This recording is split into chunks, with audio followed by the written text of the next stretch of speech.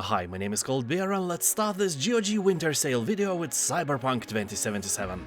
I have no doubt that many of you are wondering, is it finally the time to play Cyberpunk 2077 and is it actually fixed? As you all remember, game had a lot of issues back then. Police instantly teleporting behind your back was just a cherry on the top. The game was released without advertised metro system, which was literally specifically shown in the main trailer of the game. Driving cars felt like driving a sandbag, and I'm not even talking about the lack of such casual features as a hairdresser. You had to play the whole game with the same dumb green beard and pink eyebrows you chose while being drunk. Anyway, after some time, major updates and fixes are slowly turning it into a decent game. You can already change your haircut and the police are teleporting a bit further away. It still literally feels like they teleport though, and that sucks. Recently, developers said that a complete overhaul to the cop system as well as vehicle-to-vehicle combat is in the works. When it will be updated, nobody knows. Now the game has mostly positive reviews, but recent reviews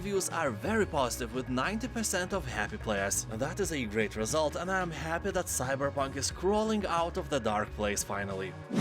Wasteland 3 Colorado Collection. I will say bluntly, if you like tactical turn-based games, this RPG here is a must-play. It's not a recommendation or something, but the law. You must play it if you want to go, to Gamehala after your death. Well, I'll be honest, Gamehala is not the best of Valhallas you can choose after death, but honestly, we play games like that, so nobody ever would invite us into Boobhala. Anyway, this version of the game includes both the Battle of Steeltown and Cult of the Holy Detonation expansions, as well as the Colorado Survival Gear bonus items. And the game itself is a wonderful gem for all Fallout, Baldur's Gate and all turn-based combat fans. In Wasteland 3 you will travel to the frozen wastes of Colorado to deal with gangs, cults and psychopathic clowns in an effort to bring stability to the wastes. Or, even more chaos and even more psychopathic clowns. Here decisions really matter and the world will change accordingly to your actions and reactions.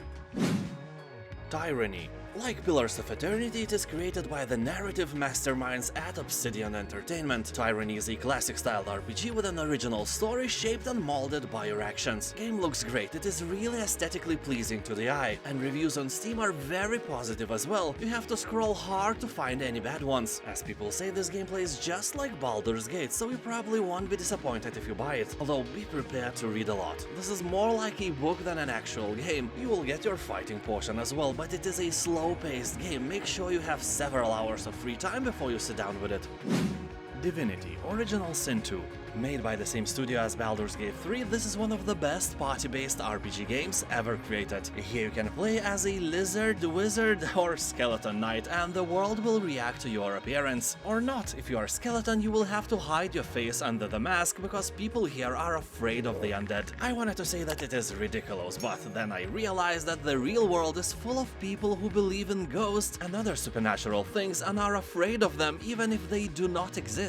And here undead can actually take a knife and slice your throat just like a casual bandit. That's really scary. Also keep in mind that this is a serious game for adults. It has dark and gloomy world and sexual content. But don't worry, it will keep your virginity as strong as ever because it will take about 200 hours out of your boring life, and that is really amazing.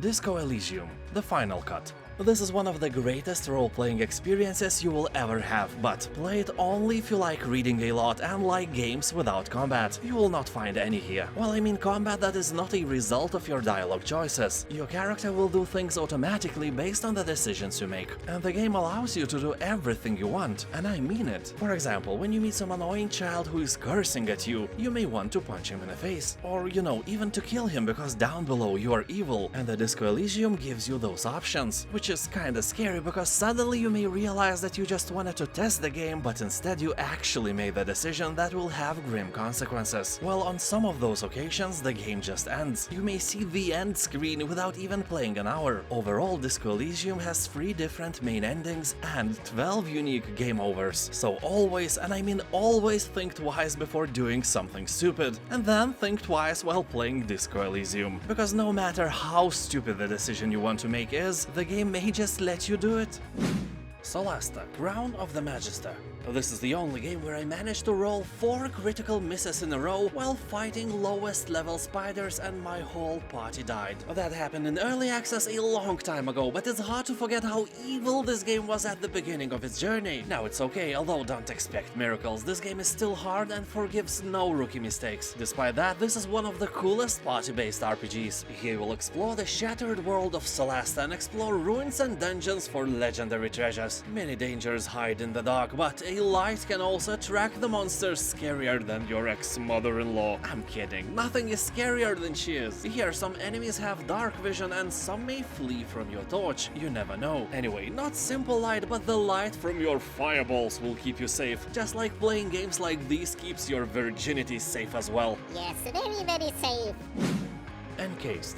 People are talking that Encased is like an inbred baby of Mass Effect and classic Fallout, and that is never a bad thing. Well, I'll be honest, most of the negative comments revolve around the story. The further you play, the more you are disappointed with the given answers, or no answers at all. Things are getting repetitive and the sheer amount of looting containers is just wasting your time as you go. But this is a great game character-wise. A recommendation of one player is just to play it as a convict with an intellect score of 1, and you will see that developers actually care and took their time to create a narrative for a dumb person. That sounds cool, especially that the writing in this game is actually really good. Not as good as your wife's skill of faking an orgasm, but close enough. Torment, Tides of Numenera. I have to say that while this game is inspired by the classic game, Tides of Numenera doesn't share the lore of Planescape Torment. Instead it shares the composer Mark Morgan, a dude who created music not only for Planescape Torment, but also for Fallout 1 and 2. So in-game you will hear about 50 different music tracks made by him. Here your words, choices and actions are your primary weapons, meaning that this game consists mostly of reading and talking rather than fighting. World of Numenera is really impressive, hand-drawn original setting filled with offbeat and unpredictable items to use in and out of battle, and also cool feats of magic. Powered by technology used in the award-winning Pillars of Eternity, the game provides numerous wonders and impressive locations for you to explore. People are talking that one of the best parts of Numenera is the character creation process, good leveling mechanics and interesting NPCs, but boy oh boy, there are so many comments about the reading part, so I have one piece of advice: play this game not when you want to play the game, but when you want to read a book. Dungeon of Naheulbeuk. This is a humoristic approach to this serious RPG genre. You'll find exciting battles and creative support mechanics between team members, and an adaptive difficulty system. From the accessible and fun story mode with simplified combat to the nightmare mode where the smallest tactical errors will doom you. And yeah, people on GOG are talking that the game should probably be played on the easiest difficulty, unless you can read the developer's mind and know exactly how to build and equip your characters for each handmade battle. Also, the game's humor reminds of 80s sitcoms and is probably strongly influenced by Terry Pratchett's books, so be sure you like that. You'll also encounter more than 100 enemy types and really epic boss battles. I don't know, all of this sounds really fun. Not every game must have a serious story. Sometimes we all need to relax, and this game might be just it. So you'll find all the affiliate links to all the games in the description below. Just one click and you are there. Thank you for watching, have a nice day, and I'll see you next time. Bye.